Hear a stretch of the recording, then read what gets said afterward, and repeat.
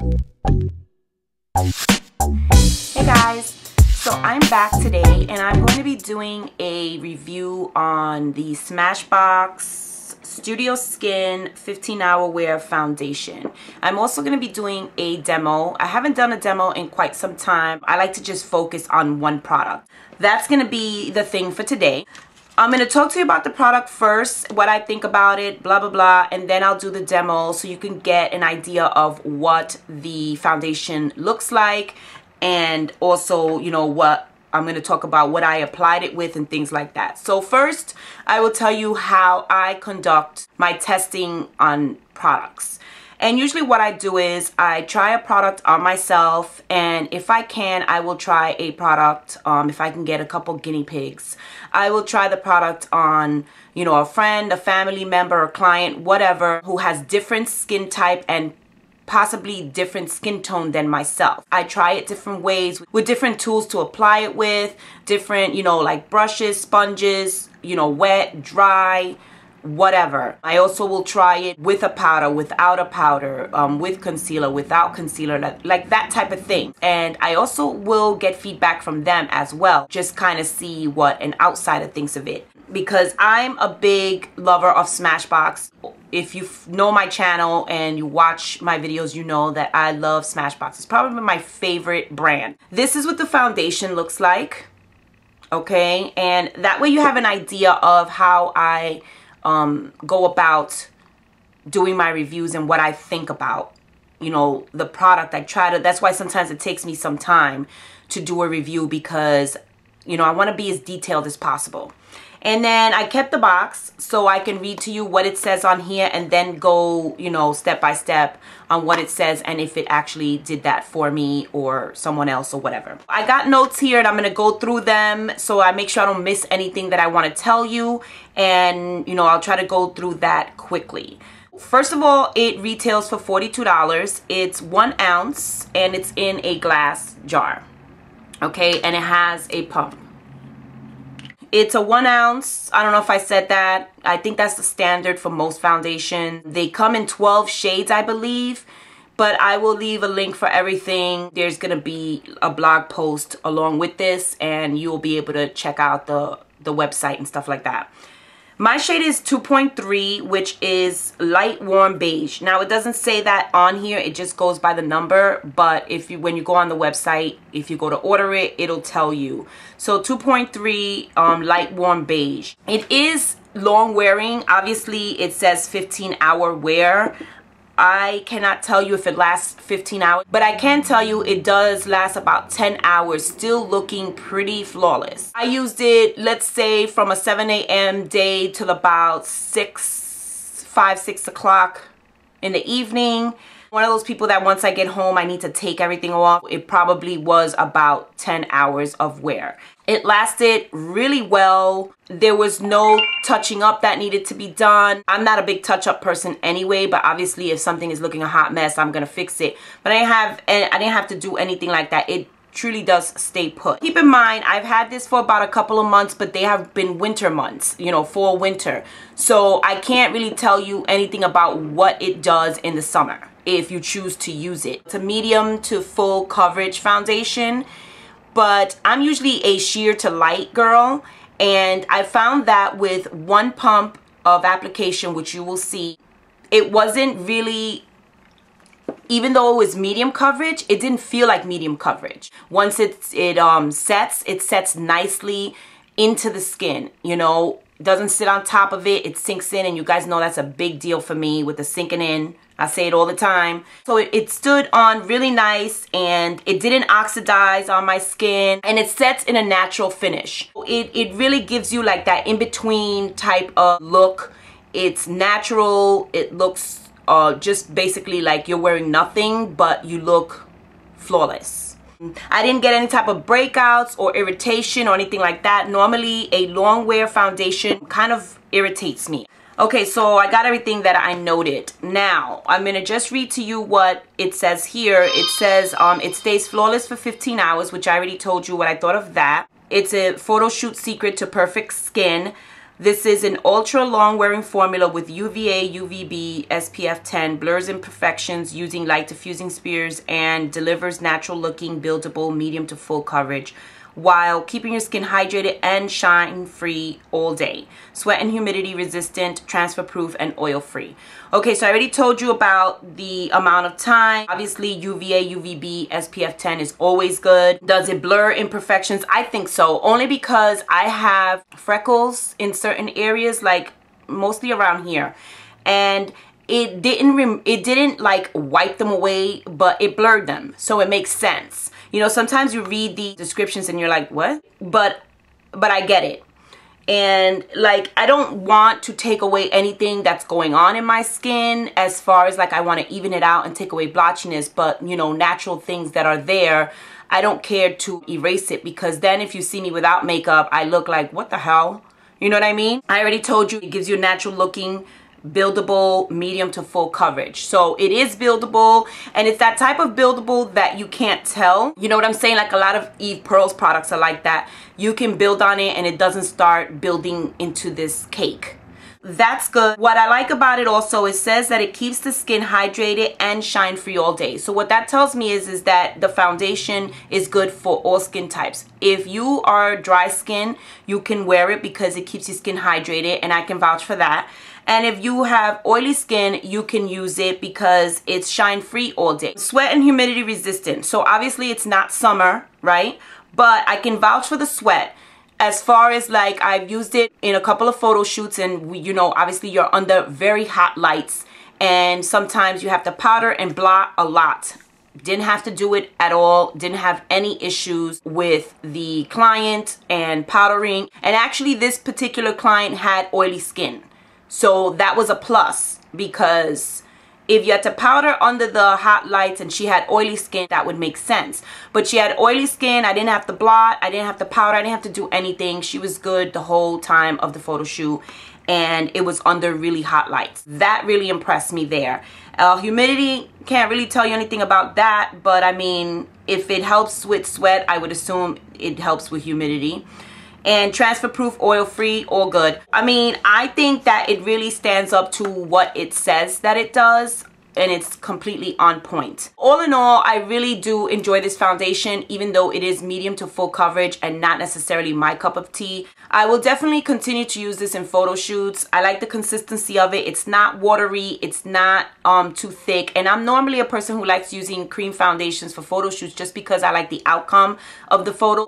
The bottle, like I said, it's glass. I took off the top. It's a little bit dirty, sorry about that. The pump is another thing that drew me to the foundation, because you know how most pumps, and I say most because it is the truth, we get happy because we have a pump and it's much more sanitary, blah blah blah, and then the pump sucks ass, right? So the pump will squirt and it spits all over, or it just gives you way too much product, or you feel like you have to seriously be there like concentrating, you know, doing all of that. Why do I have to do all that? Just trying to just get the amount of product that you want.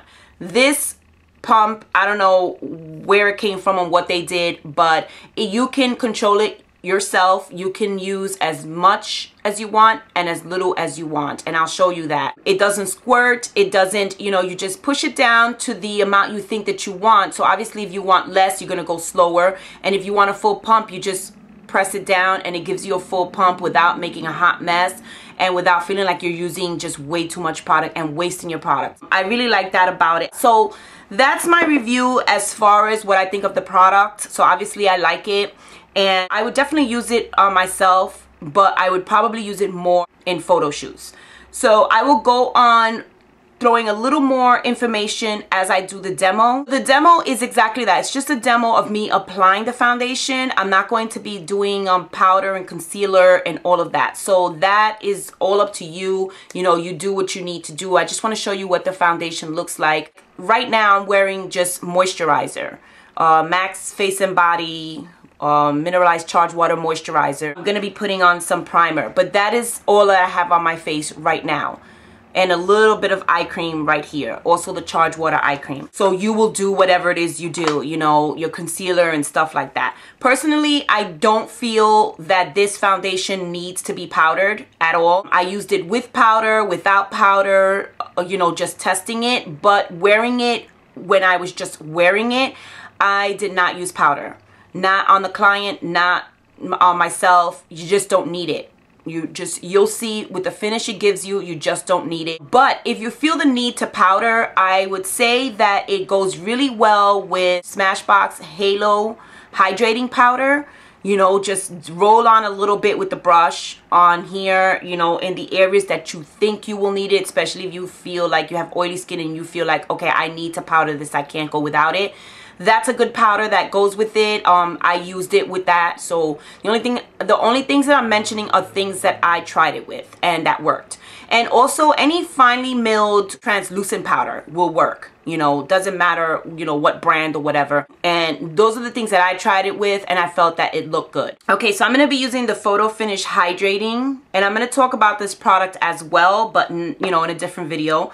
So I just use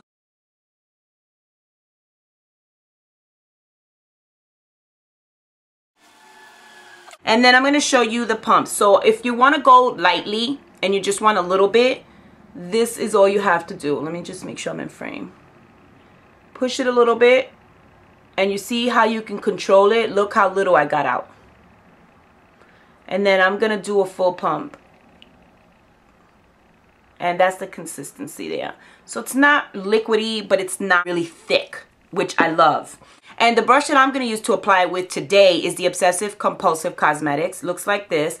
And this brush basically took over my 109, because the 109, obviously, as we all know, it leaves a nice flawless look, but it also makes you know, has the hairs that come all out of it, because obviously it's not meant for liquids. It is not a synthetic brush.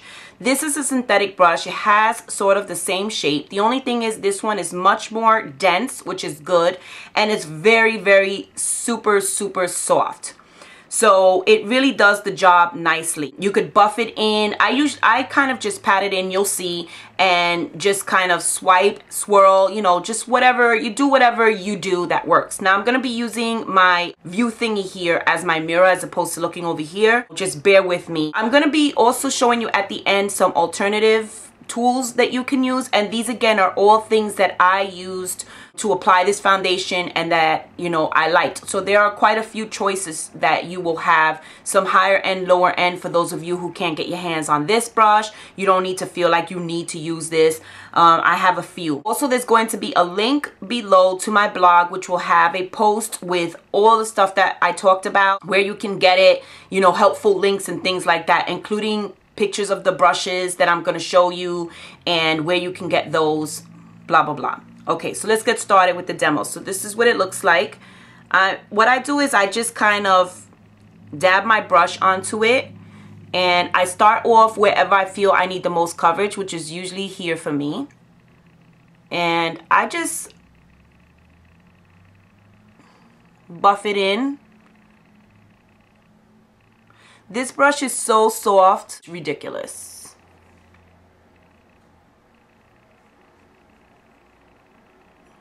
So as you can see already, just one side, you can see a difference. I go like right under my eyes because I don't really wear concealer. So this really just helps to even out the skin under there.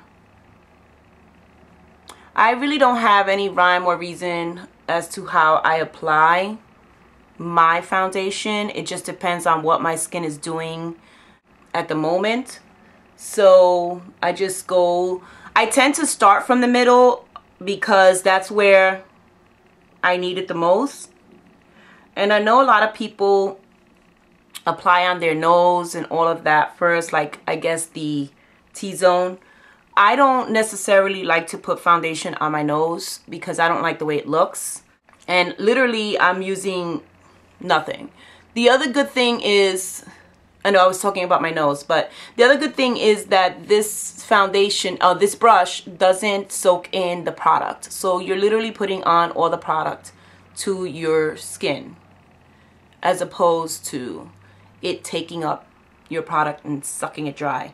So I guess I do have a rhyme or reason, but don't really notice it much. I leave my nose and my forehead for last for the most part, just because I don't feel they need like a ton of coverage. So I kind of just use whatever's left. And as you can see, I just blend it in. I kind of stipple it on and then blend it in. And then I lightly put foundation on my nose.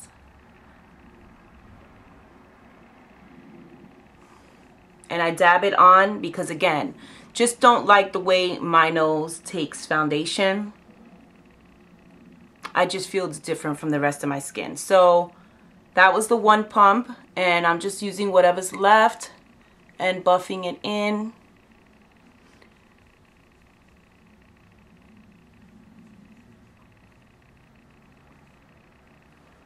And that is it.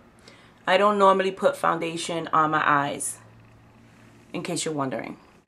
I just don't like that. I usually use a primer and then I use a base, and I just feel like it's too much. So I don't, you know, normally put foundation, like brush it over my eyes. That is what it looks like.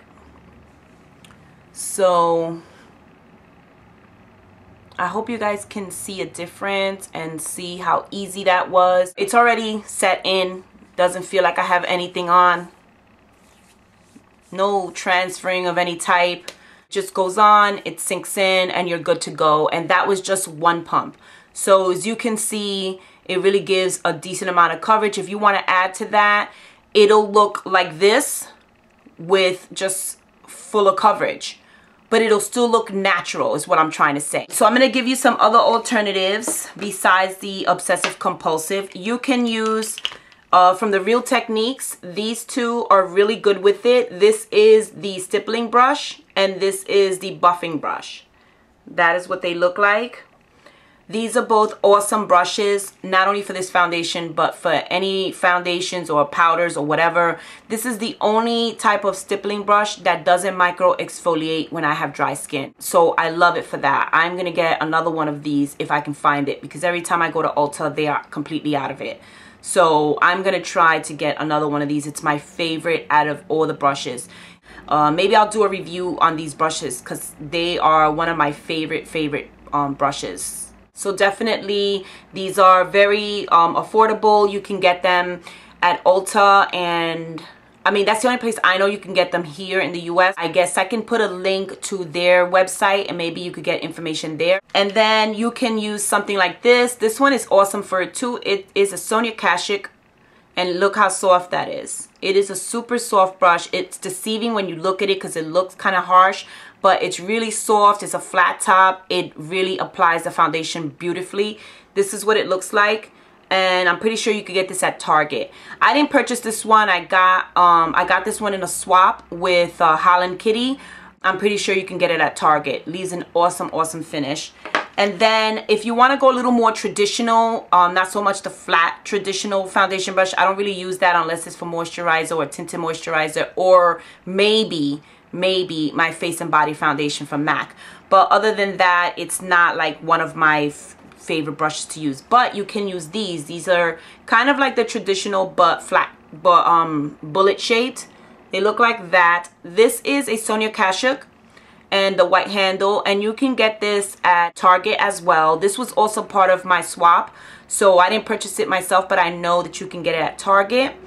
And then this is the Gemma Kid Pro number 10, and this one is a lovely brush, but this brush is very expensive.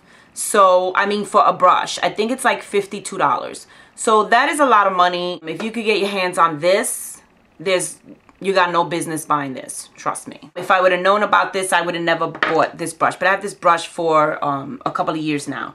And then lastly, you can use a sponge.